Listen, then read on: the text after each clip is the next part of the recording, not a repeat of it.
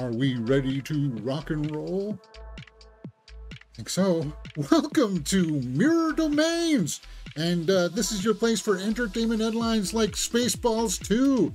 Spaceballs 2 and today's movie news headlines right here on Mirror Domains. This is a live news show for movie fans where we talk about all the trending movie news headlines of the day, including Gladiator 2 boasting some of the most impressive, I guess, stunts of all time. I don't know about that. Game of Thrones is having a spin-off. The Beast Within trailer. Tom Hardy talks about Bikeriders. We're getting a Nosferatu trailer pretty soon, guys. That's cool. We're going to talk about the Exorcist Reboot and Lethal Weapon 5 news. And we start off today's show by talking about this news that broke yesterday about Spaceballs 2. Spaceballs sequel in the works from Josh Gad, Mel Brooks at Amazon MGM. Mel Brooks is producing. So, yes, we are going to be getting a Spaceballs 2. And do you guys remember this line in the original movie where they're saying that it was going to be called... I wonder, will we ever see each other again? Who knows? God willing, we'll all meet again in Spaceballs 2. The search for more money. Spaceballs 2. The search for more money. Well, it appears like they're going to go after more money. So this is a headline that's been splashed all over the trades, and there'll be the talk of the town for a little while. Josh Gad, though, is headlining this with Mel Brooks producing, and apparently Josh Gad wrote the script as well. Josh Greenbaum is helming the comedy as a director from a script by Gad, Benji Samit, and Dan Hernandez. So, plot details for the sequel to the Star Wars spoofing comedy are not yet shared, although they've got a script. So, like, you know, when they said that line in the original, it was just kind of like meant as kind of a silly kind of thing, right? But it appears if they've got the script, I don't see why this can't be happening rather soon. I don't think there would be a whole bunch of visual effects. Well, maybe, I guess, I suppose. So Gad took to his Instagram, cryptic Instagram post that blocked out certain sections of the script's cover. Just handed in a script that I think may be the funniest and best thing I've ever worked on, and it's so I'm so freaking excited, Gad captioned.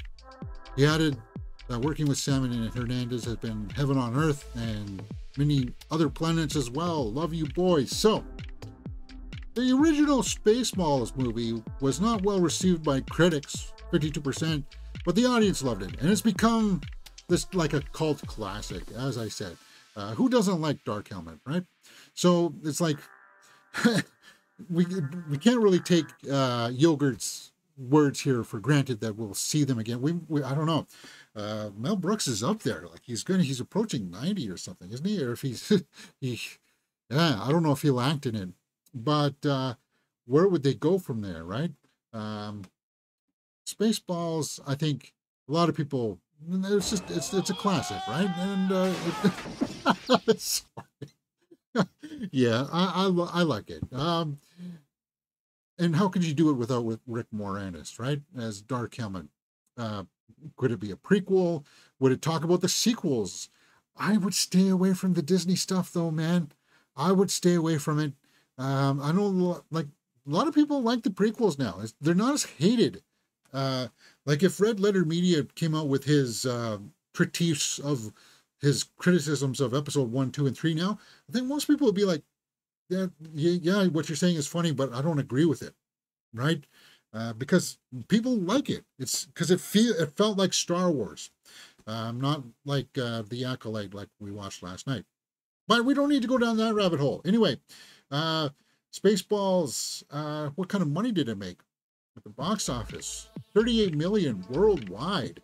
It didn't have an international release, guys. Remember, this was in 1987, so for a while, well, 38 million on a $22 million budget, plus marketing costs, plus what theaters make. It probably made like 2 or 3 million in profit, but it's because of that cult status Like, if you like Star Wars, then you're going to like Spaceballs because it spoofs it very well. It's a riot to watch, and I would be on board with this. Josh Gad, he's been okay for me in the stuff that he's been in. I prefer him in more serious roles like Murder on the Orient Express. What do you guys think about Spaceballs? Spaceballs 2, does it make sense to you? Let me know your thoughts in the comments here in the live chat. Chris Schober says Spaceballs 2 is official, yes. Does it have a year released yet?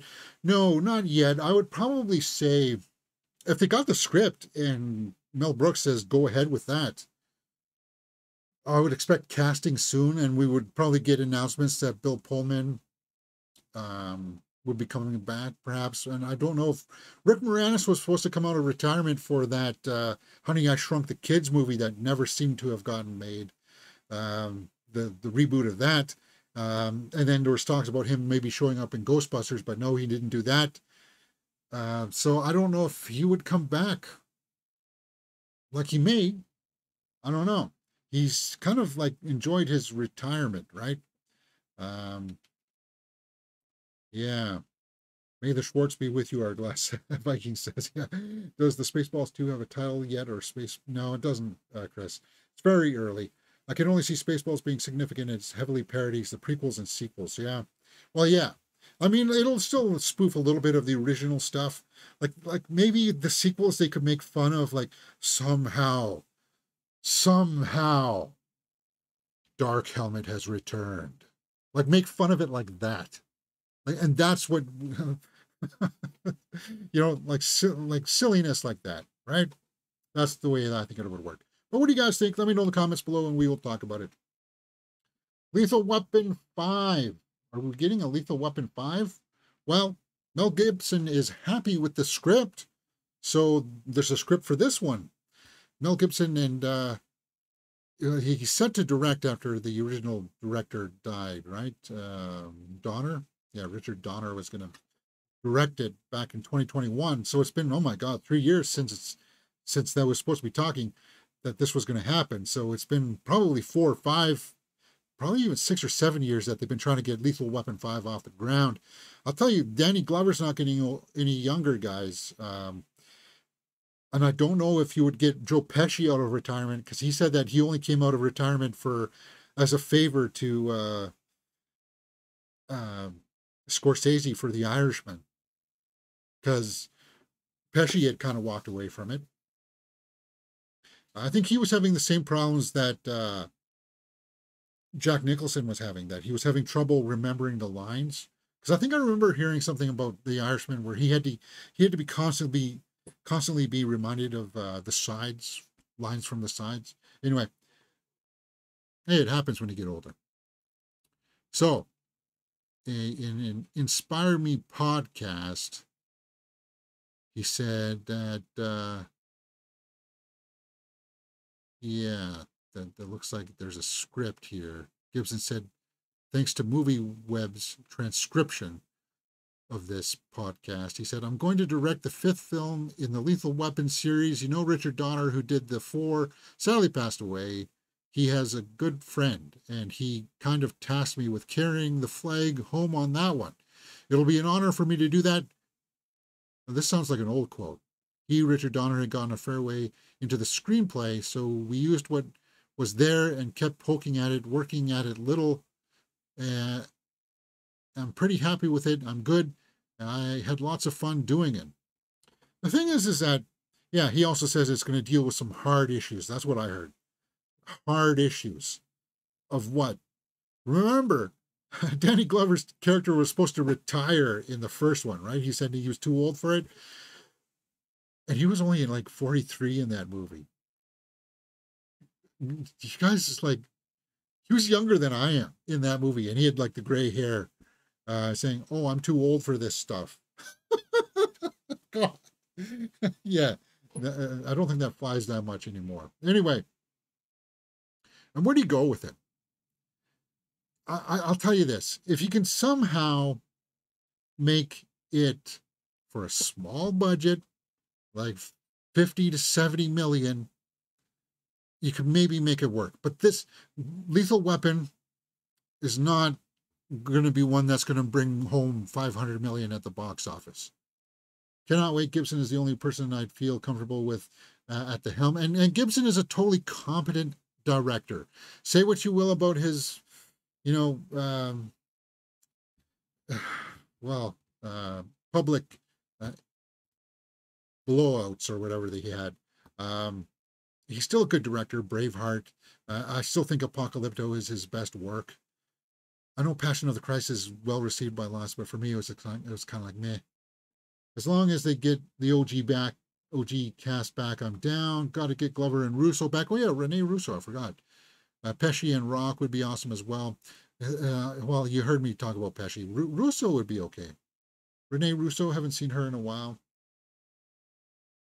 But what do you guys feel? Do you think that this is a viable option? Let me pull up the franchise numbers for Lethal Weapon numbers. Franchise history from the numbers website here. So Lethal Weapon 2 made 140 million. Lethal Weapon 4, as you can see, is the lowest one here, and only ever grossed 60 million? What? Lethal Weapon 4 had a production of $140 million production budget, and only made 285 worldwide. Not quite the return you would want, and expect that for Lethal Weapon 5, guys. It's not going to be as well received as, say, a Bad Boys 4 or Bad Boys 5 even. I think Bad Boys 5 is going to get a little bit more traction now, because Bad Boys 4 was actually not that bad. But Lethal Weapon 4 it went down from Lethal Weapon 3, as you can see here, right? 317 worldwide. So it kind of went up, peaked at Lethal Weapon 3, and then kind of came back down. It's not going to go back up like this again, unless you bring in some younger cast that's going to be fresh. You can't go back to the well with the same jokes and have that kind of like a rinse and repeat to have another 285 million. And you definitely can't greenlight it for $140 million. You can't. If anything, in today's numbers at the box office is proving the days of the $100 million budgets being greenlit and passed off like you know, single dollar bills. You can't do that anymore. It's kind of like whipped off. Oh, you need 100 million? You need 100 million for this? Fine. No, studios have to start reining that back in. They do. It's ridiculous. But what do you guys think? Lethal Weapon 5? Yes? No? Maybe so? What do we got here? Arglass says, I can only see Spaceballs being a significant... Okay, sorry. Bad Boys and Beverly Hills Cop sequels were viable. They'd have to have a clever, incredible script to get the audience on board. We'll see when the trailer drops. Yeah. And what did he say there? Hard topics. So it's got to be about death, like somebody expiring, right? Hard issues. Dealing with your mortality. But it'd be kind of fun to see them like in their golden years, like literally now they are in their golden years, being forced to back into some kind of action. Yeah, I don't expect to see Mel Gibson hanging off the back of a semi truck being dragged across the freeway anymore, though. I don't expect to see that kind of stuff. And you don't have to. If there's clever ways to do it, there is. I don't know. We'll see. No official studio has picked it up yet, so I don't know. Okay.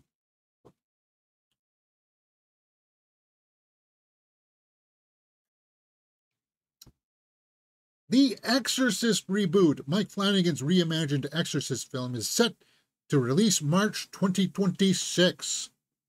So we got an official release date for, that planned trilogy of Exorcist films has been scrapped after The Exorcist Believer proved to be a major miss. Yeah, guys, The Exorcist Believer, while did make money, it was panned by most people who saw it, but because of the Exorcist brand's name, people went out to see it, and it made enough bank. But I'm happy that at least Blumhouse and everybody else involved with it is saying, guys, we got to change course. We can't do this. This is not what people were expecting. This is not the caliber of storytelling that we want. Let's bring in a ringer, a big heavyweight like Mike Flanagan. And he said, okay, well, it's always been a dream of mine to tackle this property. And I can't be happier with that. And now we got the release date of March 13th for his Exorcist Reboot. And expect all of his cast of familiars from his projects like Haunting of Hill House, Bly Manor, Midnight Mass, Dr. Sleep to come into this. And hopefully re-inject it with some much needed oomph and gravitas. Now, again, don't greenlight it for like $100 million budget. Bring it in for like $50 million. You can do that, Mike Flanagan. You can. Keep it small and tight. And then when it makes 130 or 180 million at the box office, that's thumbs up. Are you guys going to go see that? I'm on board for it.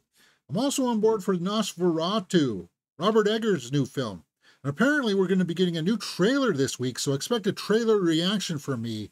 The Nosferatu film from Robert Eggers coming out this Christmas, right? Or this December, I think, or November. Showing exclusively in theaters this weekend, attached to the Bikeriders. Oh, so maybe we won't get it on YouTube. It'll be on YouTube at some point within the weekend, though, because you can't post that in only for theaters. Somebody's going to film it with their phone, and then it'll be online. But I'm looking forward to it. Okay, Robert Eggers, he did The Lighthouse, Northman, The Witch, if you didn't know that. So he's remaking it for December 15th. That's right, yeah. Wednesday, December 15th. Christmas. What a Christmas-type movie. Count Orlok, vampire. Welcoming people to his home in brutal fashion. So we're going to get a trailer for that, huh? Cool. Yeah, it was based on that silent horror film, The Mysterious Count Orlok. Okay. Nosferatu. Bill Skarsgård this time around plays Orlok. And let's just pull up the IMDb, James. Bill Skarsgård is our Count Orlok. Aaron Taylor Johnson is Harding. Nicholas Hoult is Thomas Hutter. Emma Corwin, Willem Dafoe, Ralph Ineson. Einson. Is that how you pronounce his name? I looked it up the other day. Lily Rose Depp is Ellen Hutter. Yeah, she took over for Anya Taylor-Joy, who was originally attached, but she had to drop out for scheduling issues. I don't detect anything nefarious there. What do you guys think? Nosferatu trailer. Looking forward to that. It's Einstein, right? I think I have that saved somewhere. Somewhere. Actors pronouncing their own names. Here we go. Did I save Einstein?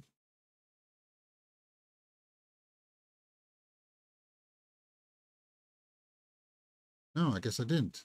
Bummer. No, right here.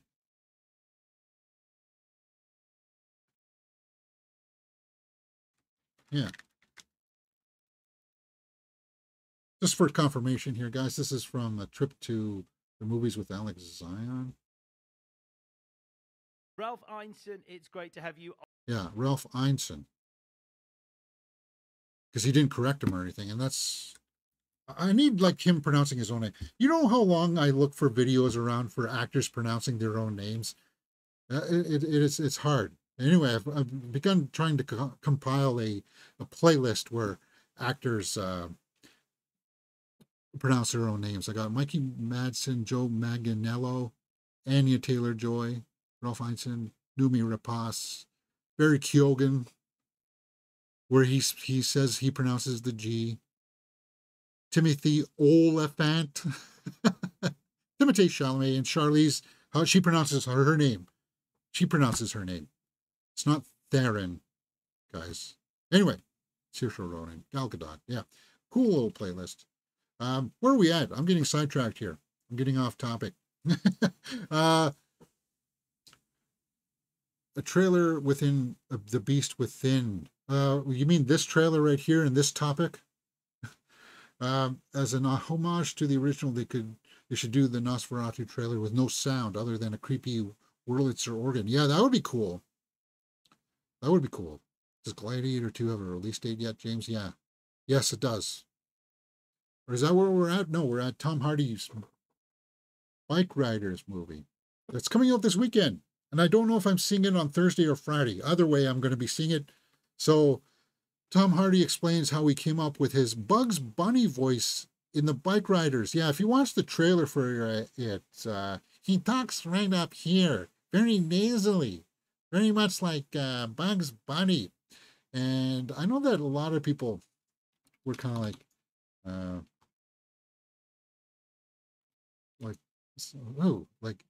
it's very noticeable in the first trailer that he's doing something different with his voice.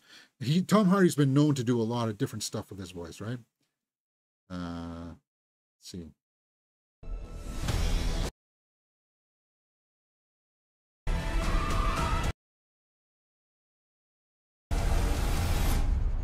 Let's slow down.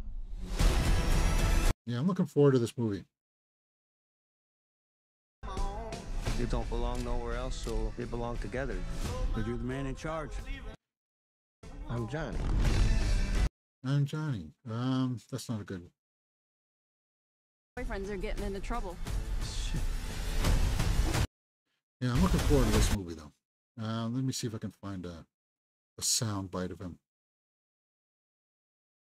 Yeah, there he is. Okay, so this is him. What the hell were you thinking back there? No, son, I saw you squaring off with them guys. What do I need to think for? Yeah, you and me, kid. Yeah, so his Bugs Bunny voice, huh? Tom Hardy does different voices, as we know. The way that he talks as Max, Mad Max, is much different from the way but he talks like Bane, right? He just likes to do that kind of stuff. I got no problem with it because if anybody can pull it off, it's going to be Tom Hardy. So what did he say here? Where's the pathetic element? Where's the wretch? Where's the embarrassing moments? Where's the weakness? I had to flesh this guy out. Why is the voice a little bit creepy? Why is it a little like Bugs Bunny? What can we imbue this stud with that's so unstudly that I can identify with it? Because I'm not that. Yeah. This movie was supposed to come out last year, and then the distribution company that was going to put it out said, no, I don't want anything to do with this film all of a sudden. So it kind of got pushed aside, and it's coming out now. So the cast has been out to doing the promotional tours, and we see Austin Butler here with Jodie Comer. They look sensational there. See that Austin's rocking the three-piece there, huh? The double-breasted jacket. There's buttons here. Wow. If anybody can pull it off, it's Austin. Kind of like that. Jodie Comer looks awesome there. Tom Hardy. Now I like that leather jacket. That's cool. Tom Hardy never really dresses up for these premiere things, right? Well, like, I mean, he looks sharp, but he doesn't, you would never see him in the three-piece like Austin, right? It's got some pinstripes. Yeah. Cool. But yeah, that jacket, that's a cool jacket.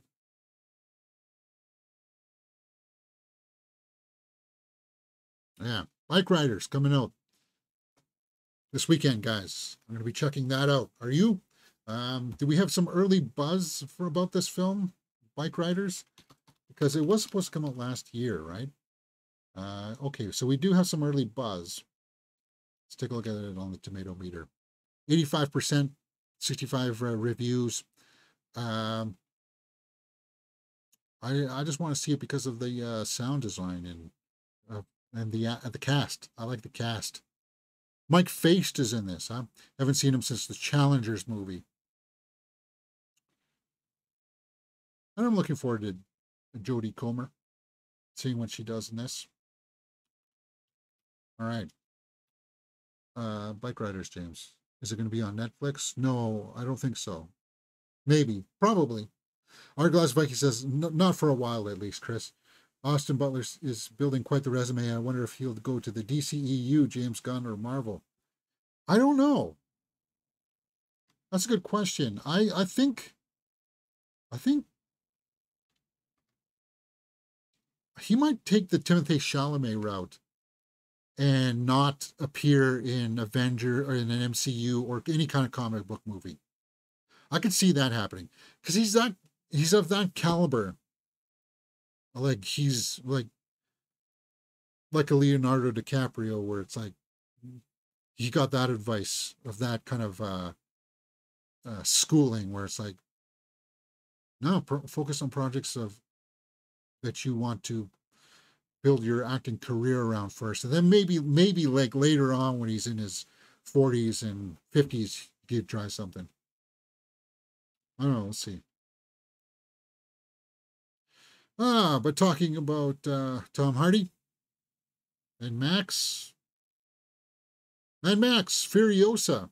It's coming to VOD next week. Oh my God. Oh my goodness gracious. So next week you'll be able to watch this on video on demand, guys. And I would say do it. If you didn't go out to the theater to see Furiosa, watch it on VOD. Pay the $25 or $30 or whatever it is to watch it. You won't regret it. It's a lot of fun. It's just, and it's gritty. It's one of those movies where it's like, okay, they're not pulling any of the punches here, right? They're not playing it down, right? It's gritty.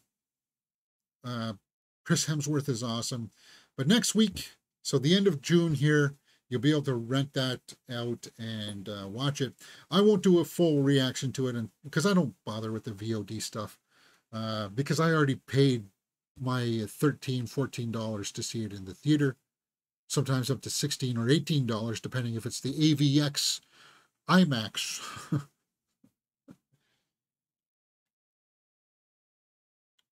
Glass Viking says, I only say that about Austin Butler because of his roles are more physical than Chalamet's. Well, maybe. And Bikeriders does seem to be a little bit more physical. Well, you see blood on his face there, right? I'm looking forward to it, like the camaraderie between Austin Butler and Tom Hardy, where you know he's going to have to end up in the end betraying Tom Hardy in some capacity, right? Either because he's come to his senses that they're committing crimes, or it's just bringing too much danger to Jodie Comer and the people that he loves, kind of thing, right? So, and I expect probably Tom Hardy's going to go out like a boss in this one. That's hard to believe that this why am I drawing a blank on his name?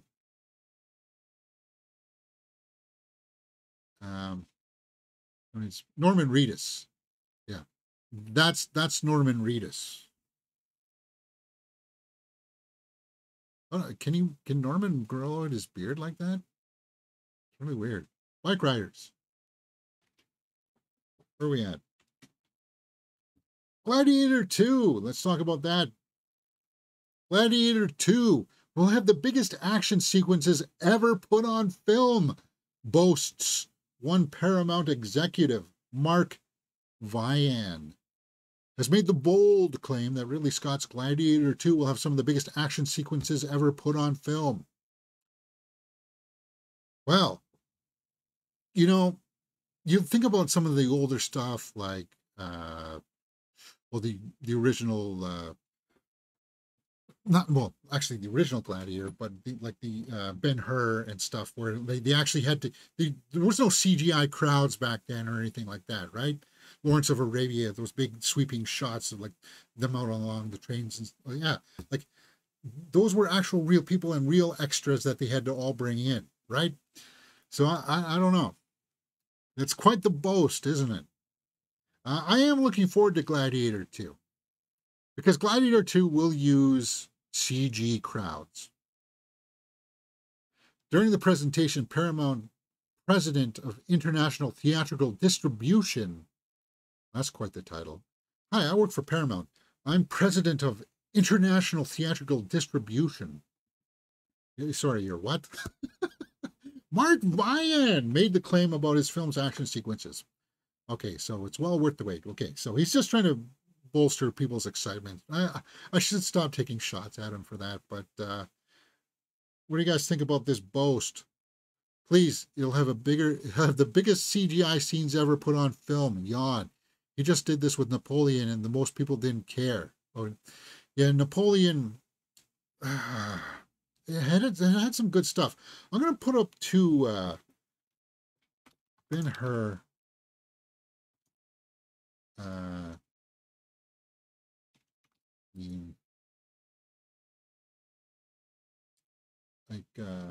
Charity race, and then I'm going to pull up something that uses a lot of CGI. Clones, ending, yeah. Okay, so, and I'll show you what I mean by the physicality of things, right? So this is Ben-Hur, the big stadium Coliseum stuff. Because so when they roll by the crowds and stuff, or like the establishing shots, like that's full of people in there, right? Show me one of the big crowds, like this, like that. This is all real people back here, right? So they had to hire people to come in and do all this stuff. So you get the feeling of the scope, right? And just like that comment said there in that story, when you watch something with CGI stuff that's supposed to have this kind of grandeur to it, and I hate to use this example, but this from Star Wars, there's no physicality to this, right? And this is supposed to be like big grandiose scope, but not for 1 second up here does it ever say, register in my mind that these are real people down here. And it sucks, because if you did, imagine how expensive this shot would be to hire in a whole bunch of extras, get people. Like in the olden days, how would they pull off a shot like that? They would have to make all the costumes. They would have to hire in all the extras to walk up this big magic ramp. Like the ramp could be CGI and stuff. Like there's ways that they could have done this to make it feel a little bit more real. Like have small sections. Just film like a small section of real people walking up the ramp, and then copy and paste and put that all over the place, right?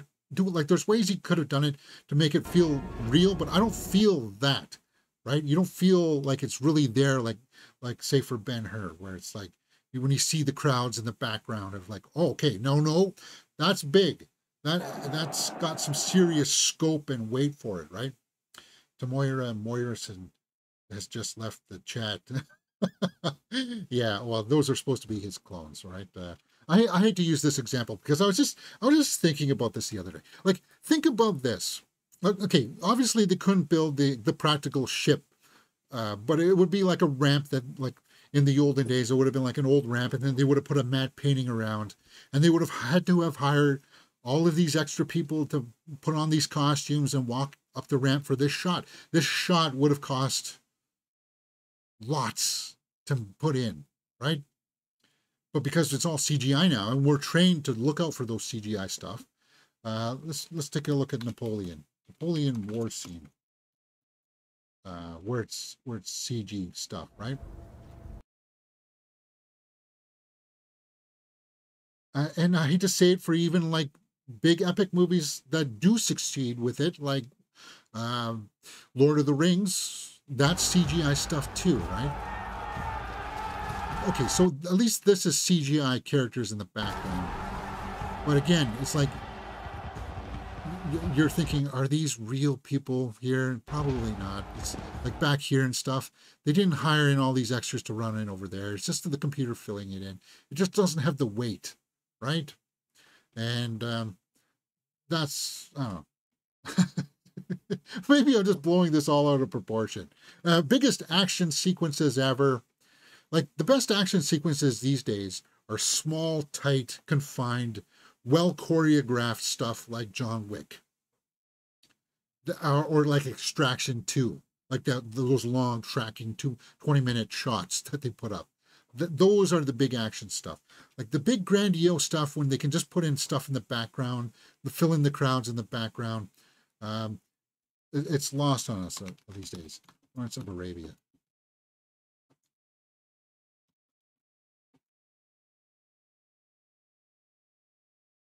Yeah, attack. This is the Lawrence of Arabia. I hate to use these examples, but because it was practical, right? We had to find all of these people to ride these horses out and to get this one shot kind of thing, because they didn't have CG. The computers didn't do this kind of stuff back then. So like when you see it, you're like, okay, yeah, that's big in scope. That's impressive. Wow, right? And that's why people saw the spectacle in it. And is that what's lacking in theaters and in movies these days? Because it maybe could be. Think about it. Hey, there's a big scene going on outside where like 150 horses are running by. You're going to poke your head outside the window and you're going to be like, oh, I'm going to check that out. Hey, there's a big scene where a bunch of fake CG animated people are running in the background. Are you gonna like? Do you see what I'm trying to get at here? The sense of that scope of that realism, that epicness. You just don't have it anymore. And it's like, well, James, it would be too expensive to go back and do this stuff now. Well, that's why it's impressive to see it on the big screen, man. And I kick myself when they re-released Lawrence of Arabia with the 70mm version. Damn, I should have gone to see that one. Because yeah, it is impressive to see. It is.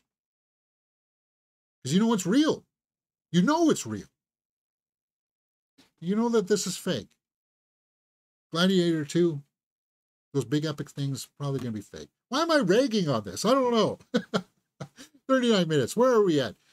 Game of Thrones. Or let's talk about House of the Dragon first here, just to tie us back in. HBO's House of the Dragon Season 2 premiere is off to a concerning start with fewer viewers than the original. Well, it's been a couple of years, guys. And people maybe just haven't heard through the word of mouth yet that, oh, it's back on TV. But we're watching it here on the channel. And we did our full reaction Sunday nights, guys. So we'll be doing that. Come join us for that. Let's take a look at some of these comments down here. I love this show, but I have to admit that before the season 2 started, I couldn't remember any of the characters' names. Well, that's because of the time gap. And that's because of the writers' strike and all of those things that happened last year that got pushed around. Like, it came back to me. Like, I remembered the names Alicent and Hightower, Otto Hightower and stuff when it came into it. Aemond and Aegon. And it like, and it had a good refresher, I would say, at the beginning, right? It's already been renewed for season 3, so the right people aren't necessarily concerned. Yeah, no, I wouldn't say that the numbers are a point of concern for it moving forward. It still has the weight of Game of Thrones, that the version of Game of Thrones that everybody liked, right? With the gruesomeness, the barbarity. So I wouldn't be too worried about that. But that brings us to the spin-off Game of Thrones. A Knight of the Seven Kingdoms has begun shooting with 5 new additions to the cast. So A Knight of Seven Kingdoms has begun shooting. HBO has confirmed.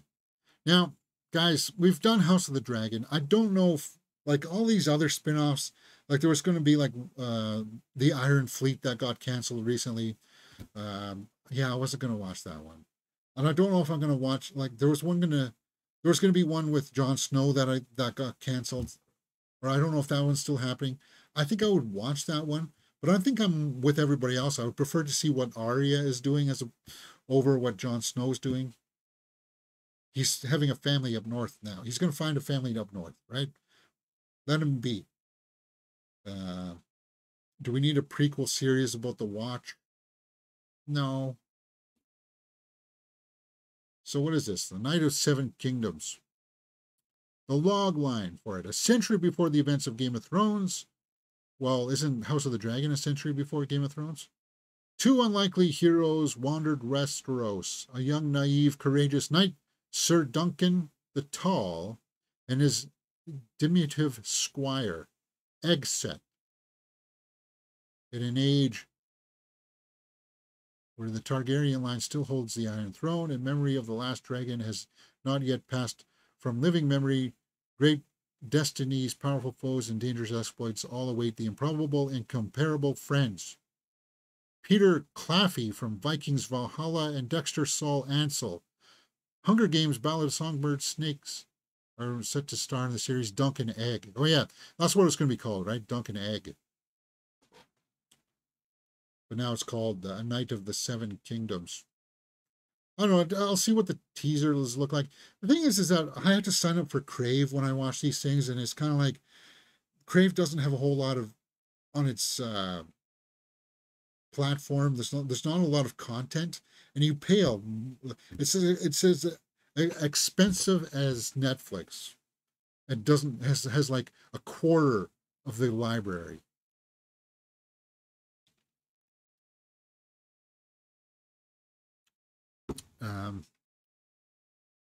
Hourglass says the opening scenes in Gladiator with the Romans against the Saxons was an epic opener. Yeah, it was. Some of the stuff from Troy, I think, was done well. Because I think they used that method of, okay, we're going to film like a chunk of people, but then we're going to copy and paste that chunk to other parts of the screen. So at least it's real people, right? It's not CG people that you see coming up over the hill in the back. Just imagine watching the rest of the Acolyte teams, and I don't have faith in them. I think they will be cringed through episode 5, 6, 7, and 8.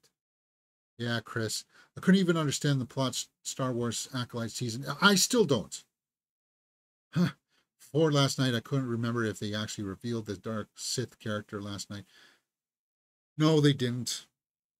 Well, we can talk about the Acolyte here, guys. If you like this kind of stuff, come join us here on Mirror Domains, because we do watch House of the Dragon on Sunday nights. Come join us for that tomorrow, next Sunday for episode 2.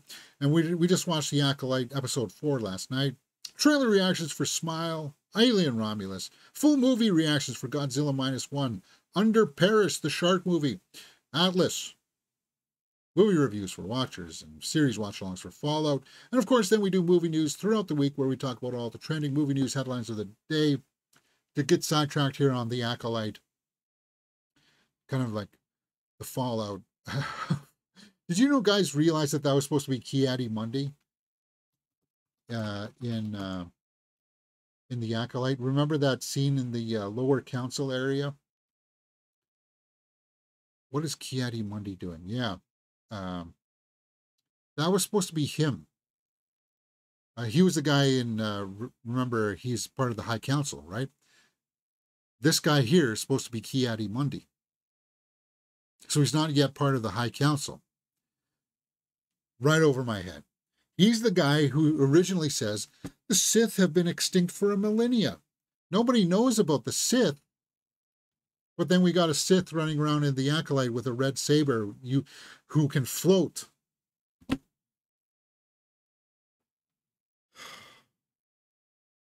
I just roll my eyes at it, guys. It really does feel like it's written by somebody who's never studied Star Wars. You're getting very Rian Johnson vibes here. Yeah, I was handed the job. Yeah, I said that I'm a big Star Wars fan, but I don't really... I want to do my own story. Kind of vibe, right? That's what I'm getting from it.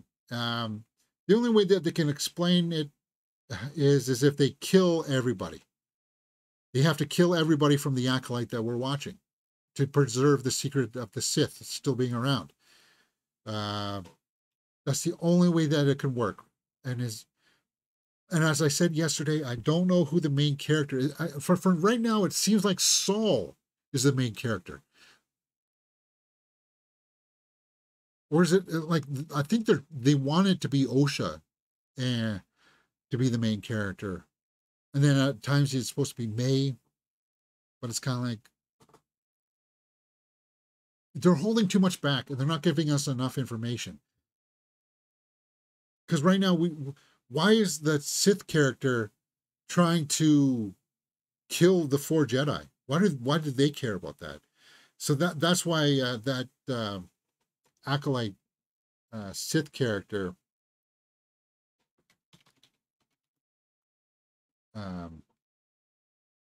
is probably going to be that Zabrak mother that carried the twins, trying to teach them to be, because that's the only reason story-wise I could think why the dark side user here wants revenge on the 4 Jedi that came to them to take Osha away.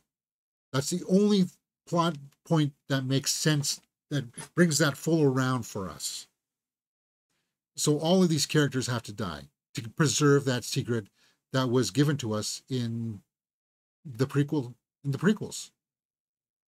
And Ki-Adi-Mundi is here in the Acolyte, but we're not getting Yoda. And why would he hide that from the upper council, the High Council? They should know everything. And there's just nonsensical stuff of they should feel a disturbance in the Force when they're on this planet. They should feel that that Sith character is around, right? And you're not getting that. Yeah, this is a female, but this is not a guy. And I don't know what that is, actually. Because, no, we saw his arm. The arm is... Yeah, no, that's not a guy. That's the Zabrak mother. We all know it's coming. It's not going to be the greatest, guys. The Acolyte's going to come and go. And here's my advice. If you don't like the Acolyte, don't engage with the social media posts. Like, people are complaining on the Instagram and Facebook, like they're bombarding every day. Star Wars is putting up new pictures of the Acolyte, and the hate bandwagon is going there and saying, I don't like it. You're ruining Star Wars, blah, blah, blah, blah, blah. But you're giving them traction. And they're going to only interpret that as people want more of it, guys. So don't. Like, if you don't like it, stop, don't watch it. I'm going to still follow through with my watch-alongs, but I'm kind of like, I have to call out bad writing when I see it. Arglass says Ki-Adi-Mundi is not included in Jedi, though he is only Jedi that allowed to marry because of his race was under threat. He was 4 wives, guessing his wives distracted his best judgment. If we don't get any Yoda in any of the rest of the episodes, I'm done. Yeah, we're not getting Yoda. He should be there. In fact, anybody from the higher council chambers, they should have been alerted to this presence. And somebody of the caliber of a Yoda or even Mace Windu, they would be able to detect that imbalance in the Force, right? They would be able to say, oh, there's something going on here. Why is there dark side energy growing in this part of the universe, right? Pfeiffer says in the live chat, I'm on your side, but the social media posts are pulling me in. I'm having a hard time staying away. Well, it's because it's a train wreck. You're like, oh, there's a new post. I want to see how people are tearing at a new one, kind of thing, right? Yeah, we got to go through this cycle. We have to go through this cycle. Where are we at? The Beasts Within. I was going to talk about the Game of Thrones, and I was going to tie that into the Jon Snow spinoff that has Kit Harington, and then work that into a segue to the Beast Within trailer, starring Kit Harington. Nightmarish fantasy werewolf film reaches theaters in July. Well then, shall we just take a look?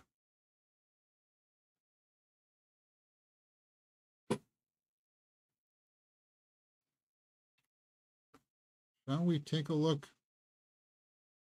And we got the audio switched over? Yes, we do.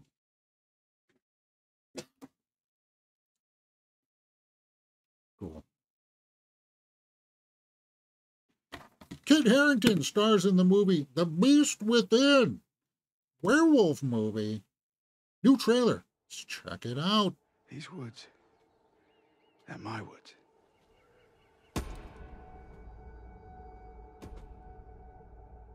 I'm king of these woods. King. I'm king of these woods. Are these Pronounce woods in the me north? There's a wall there.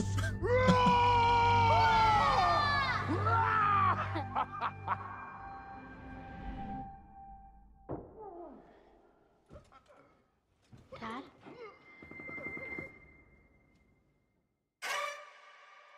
Was he bitten by a werewolf? So he's a werewolf. Mama? Yes, we are. Where Whoops. Is that the girl from are you always going?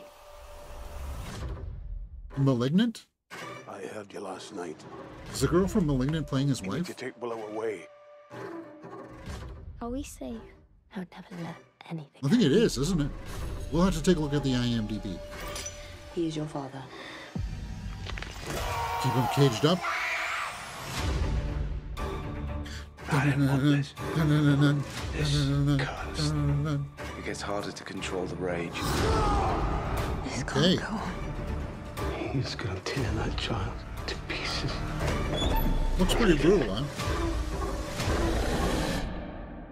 It's him. It's okay. Don't be scared.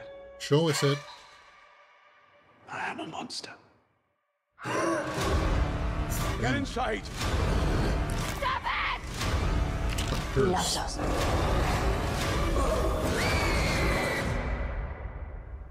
Kneel before your king. Nice line. The Beast Within.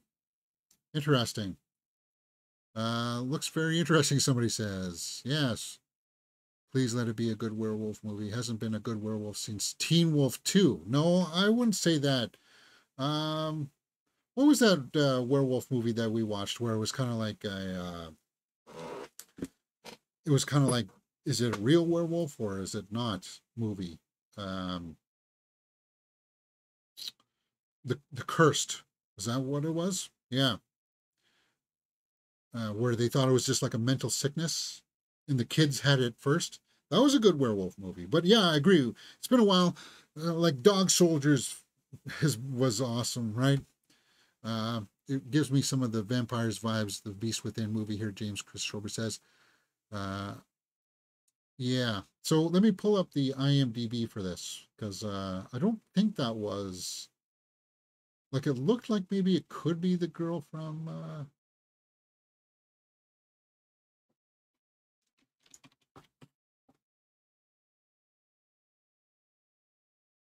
Malignant, but I don't think so. I saw her again and it didn't look quite like her.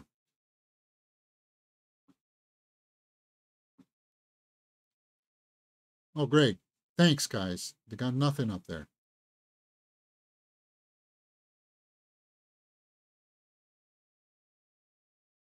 Let's pull up Kit Harington IMDb.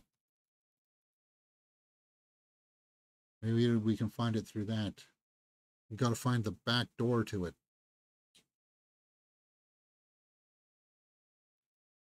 Beast Within. Yeah, see, look at that. Why didn't it come up for me there? But now I find it through the back door. July 22nd. James Cosmo, Ashley Cummings. Carolyn Springall is the daughter. So Ashley Cummings is not the one from Malignant. We only saw flashes of her, right? So what else was she in? Pork Pie, Gallipoli miniseries, Greg's First Day.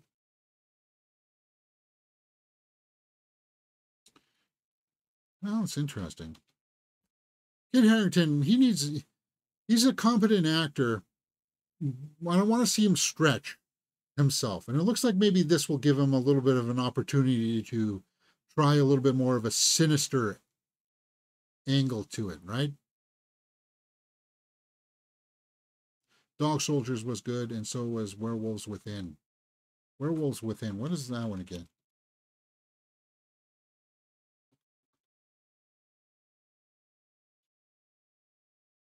That was 3 years ago.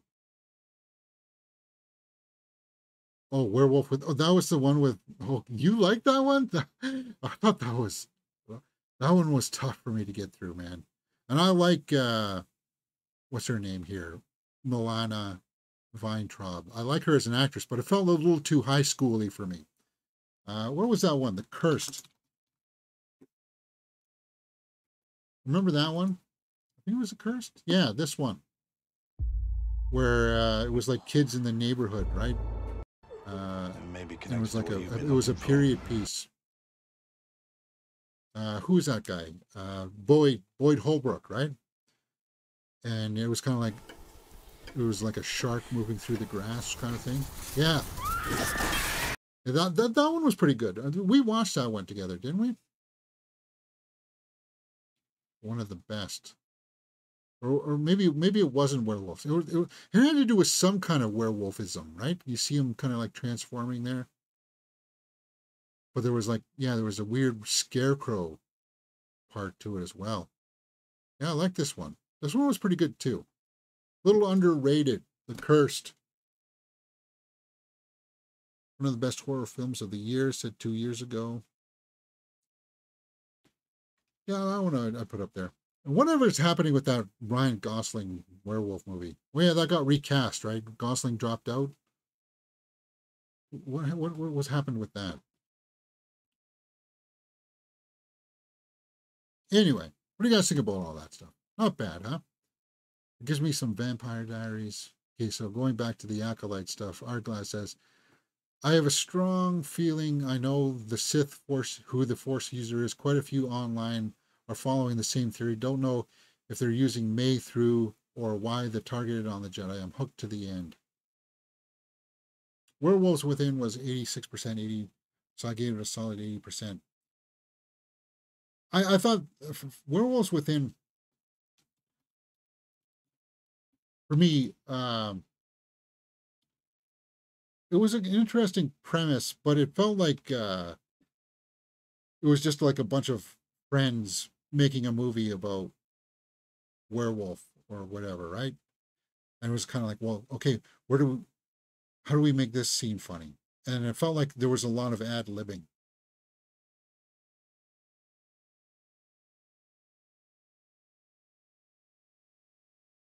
Sucks because I do like, I wanted to, this was the AT&T girl. Where are we at? Jennifer Lawrence. My favorite actress. Yes, she surpassed Scarlett Johansson. This broke the other day. Jennifer Lawrence is going to be in a new movie. Lynn Ramsey's Die My Love, with Jennifer Lawrence gets production window. So Die My Love, starring Jennifer Lawrence, has been given the window. It's going to be shooting in Calgary. What? No? We'll be filming this summer with a release date for the film not yet set. What? So the production window. Okay, so they're going to be shooting this summer. What is it about? It's about in a forgotten patch of French countryside, a woman is battling her demons, embracing exclusive yet wanting to belong, craving freedom whilst feeling trapped, yearning for family life but wanting to burn the entire house down. The novel's description reads, given surprisingly leeway by her family for her increasingly erratic behavior, she nevertheless feels more stifled and repressed. Motherhood, womanhood, the banality of love, the terrors of desire, the brutality of another person carrying your heart forever. Die, my love, faces all of this with raw intensity.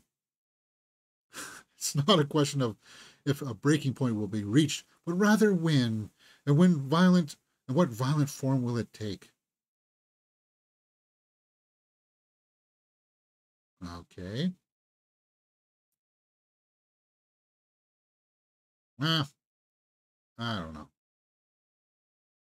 I'm much more interested in Jennifer Love Hewitt talking about I know what you did last summer. But James, I thought you said Jennifer Lawrence was your favorite. She is. The log line doesn't really impress me. And this one was from May, guys. All right. I'll be, you know how I feel about her. I'll be watching whatever. Are you excited for the Hostel TV series, James? Is that the one with Paul Giamatti going to be in that? I don't know. Hostel, I like the first Hostel, actually. Eli Roth. The second one kind of went off the rails. I never bothered with the third one. So where are we at? Hit or miss? Yeah, hit or miss. We're over an hour. Netflix upcoming Netflix House Initiative opens 2 permanent and immersive entertainment venues to sink your money into. I wanted to look at where these cities are. The first 2 locations will open up in Dallas, Texas, and Prussia, Pennsylvania. So at these Netflix houses, you'll be able to have an immersive experience, indulge in retail therapy, get a taste of literally your favorite Netflix series and films through unique food and drink offerings. So like restaurants and stuff, stores, paraphernalia stores. We've launched more than 50 experiences in 25 cities. A Netflix house represents the next generation of our distinctive offerings. The venues will bring our beloved stories to life in new, ever-changing, and unexpected ways. So I know that like they've done like the Stranger Things experience. So is that what's going to be inside these Netflix houses? I wanted it to be a theater. I want a Netflix theater, so it's just Netflix movies. So we could go see things like Under Paris and Hitman at the Netflix theater.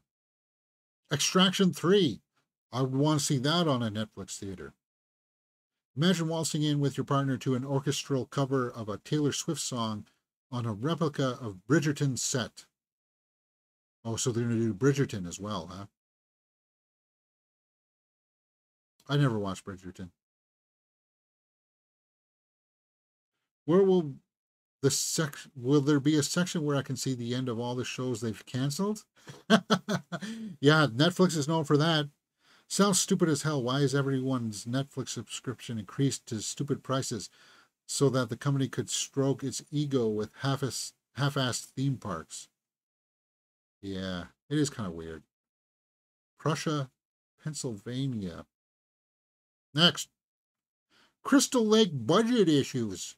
Inexperienced executives blamed for trouble with Friday the 13th series Crystal Lake. Yeah, where the director now is out of that. We'd heard that like a month ago, right? So we're not going to get this Crystal Lake series. And I guess budgetary problems, I guess it was ballooning out of control. Brian Fuller, the showrunner, pulled out of the Peacock streaming service. Guys, just have a weekly show where Jason comes up and kills campers one weekend, urban explorers another weekend.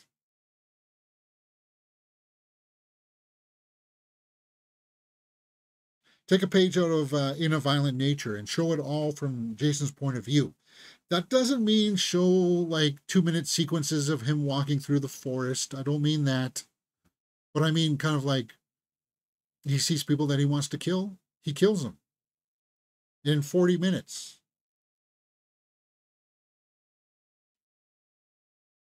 Yeah. Ian McKellen thanks fans for support after he was hospitalized due to falling off the stage. Yeah, we talked about that yesterday, right? So he posted a statement thanking his fans. I want to thank everyone for their kind messages and support. And this is just how awesome Ian McKellen is, right? Since the accident during a performance of Players Kings last night, my injuries have been diagnosed and treated by a series of expert specialists and nurses working at the National Health Service. To them, of course, I am hugely indebted. They have assured me that my recovery will be complete and speedy, and I'm looking forward to returning to work. What a class act. R.I.P. Matt Damon and Ben Affleck to star in crime thriller from Joe Carnahan. Joe Carnahan did the reboot of the A-Team, right? What else did he do? So they're going to be doing a crime thriller together. Well, they're friends. They like to work with each other. Why not? I pulled up this article and I tried to look for more information as to what it's about, and it doesn't really say that much. The project is expected to start shooting this fall. Plot details are kept under wraps, but there's plenty of interest from potential buyers in both theatrical and streaming. Yeah, Affleck's working on the Accountant sequel right now, right?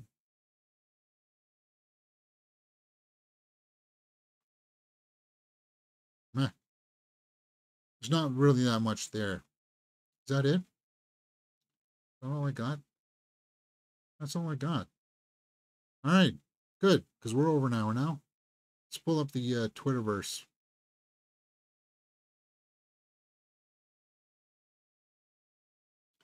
Kinds of Kindness. Yeah, that's coming out too. Pink Slip. The fictional band in Freaky Friday will officially return for the sequel. Okay.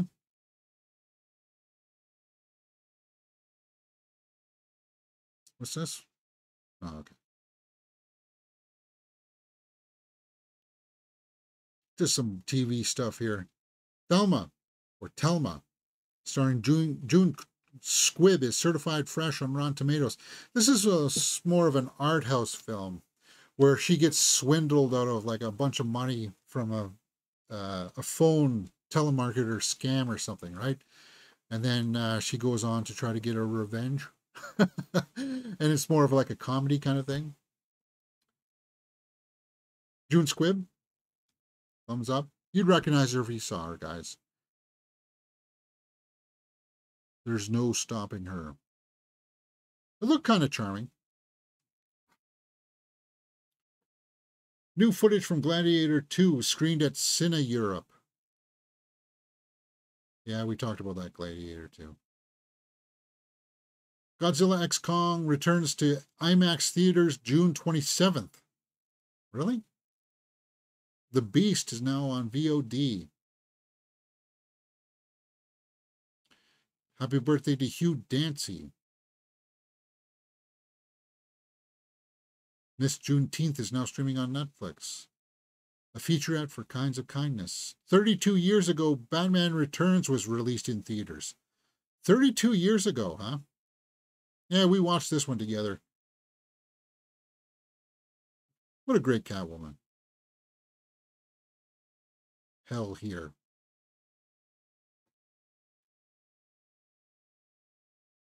Dua Lipa. Cool, James. Thanks for the headline roundup. See on what's next on the theater slate. Well, tomorrow I'm going to see The Exorcism. Happy birthday to Zoe Saldana. Okay, happy birthday. What's your favorite Zoe Saldana? Is it Avatar? Colombiana? Gamora?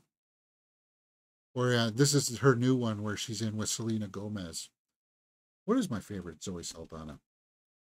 I like Colombiana. I tell you that.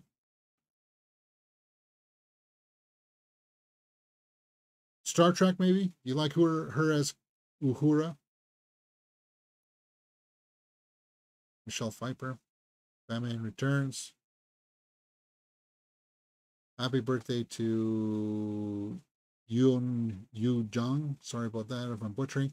Happy birthday to Paul Dano. What's your favorite performance? Uh,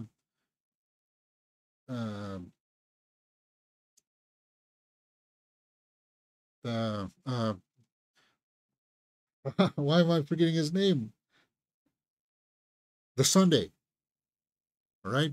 From Eli Sunday, from There Will Be Blood. That's his best work.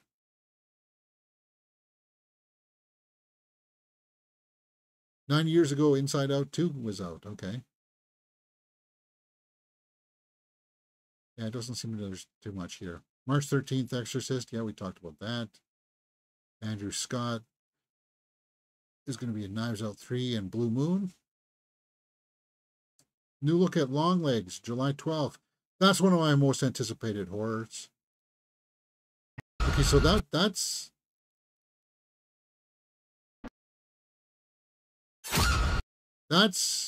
Nicolas Cage in some kind of makeup.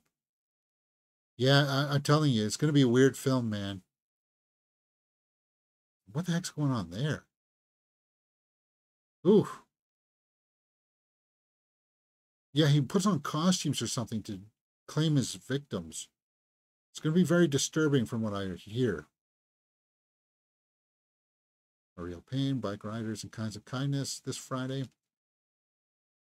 I don't know. I said I was going to go and check out that art house film with Maya Hawke today.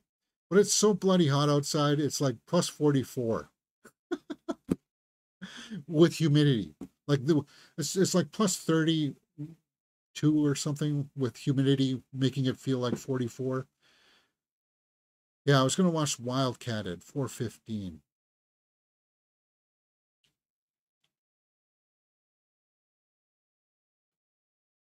Is Wildcat playing at all on the weekend? Tom was playing on the weekend. But it looks like this would be... Kinds of Kindness comes out next week. So I'm going to be seeing 12 movies this month. If I go see Wildcat, I'm going to see like 12, 13 movies this month, which is going to be hard for me to put out my best and worst list in one small little video. I'll just be naming a few off by name. It's so hard to get in under a minute. I really wish YouTube would put their shorts window up to 90 seconds.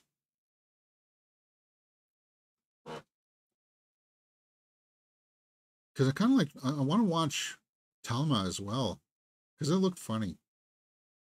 So if I watch Kinds of Kindness, Talma, Wildcat today.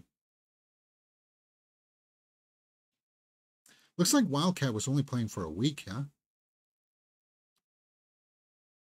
So this will be like my... I can't see it tomorrow at 4 o'clock because...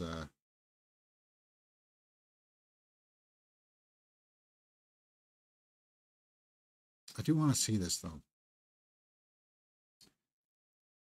What's playing... tomorrow, I know that I would like to prioritize Bikeriders. Hopefully, the Exorcism's only 7:30, so I got to be somewhere. I got to be at a birthday party at 7 o'clock. So, or 10 would that's enough time.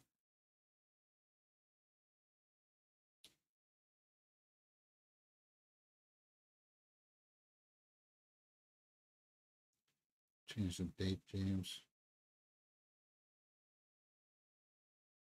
3:50 there. Yeah, so yeah, I'm not seeing the Exorcism tomorrow. It looks like. I'm seeing Bikeriders tomorrow at 3:50, and then I'll go see Exorcism on Friday. Yeah, Exorcism is going to be like a small little horror film. It's not on anybody's radar except horror fans and movie fans like me.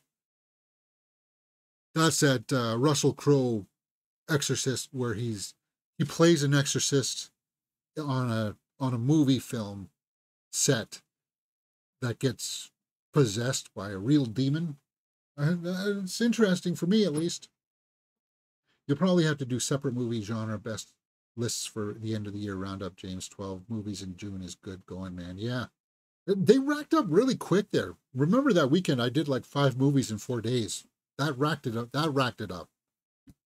And it's gonna be hard to decide what's good, because there's still a few good ones. If I see Bikeriders, Exorcism, and then Wildcat, and if I go see Telma or Kinds of Kindness by the end of this mid-year, I want to see is Kind of Kindness playing in and Quiet Place Day 1 is next week. And Horizon. Maybe I might have to postpone seeing Horizon for a little while.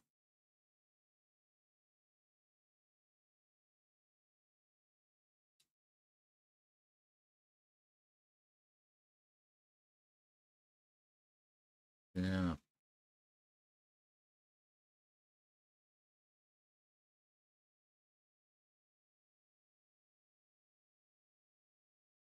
Okay, so no, Galaxy's playing Thelma, so maybe I can go see it there.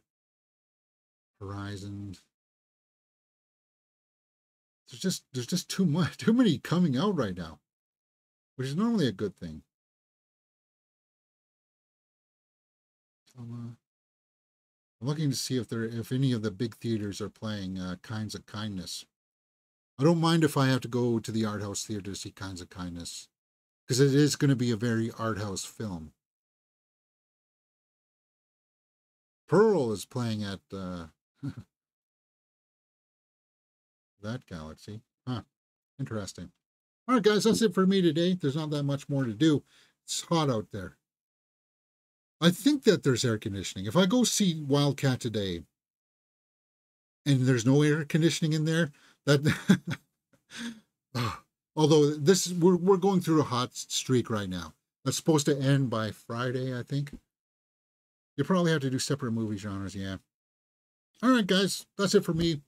Let me know what you thought about some of these topics in the comments below. Good conversations as always. See you next time right here on Mirror Domains. Enjoy the rest of your day and stay cool.